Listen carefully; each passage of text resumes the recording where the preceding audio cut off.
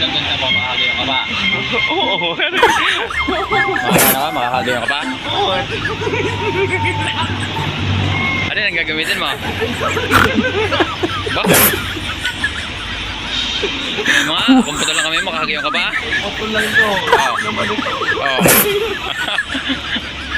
Ay, iba pa lang isip mo eh. Ang tanong ko, ganito.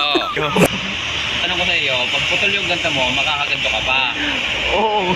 Oh, ba't ka makakagayon? Yan. Kasi magayon yung baby. Iba ang isip mo pala. Ang tanong ko sa iyo, kung paano ka makakagayon, kung putol yung daliri mo. Teka, try mo na. Halimbawa, putol yung daliri mo, putol. Putol, paano may igayin mo nga, sentro, igayin mo nga, sa kamay mo, igayin mo sa kamay mo, huwag yan.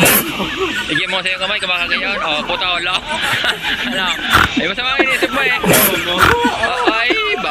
Hindi ba, daliri yung tinuturo ko sa iyo. Kung putol, hindi ka makakagayon, putol na. Dala-dala yung inisip mo.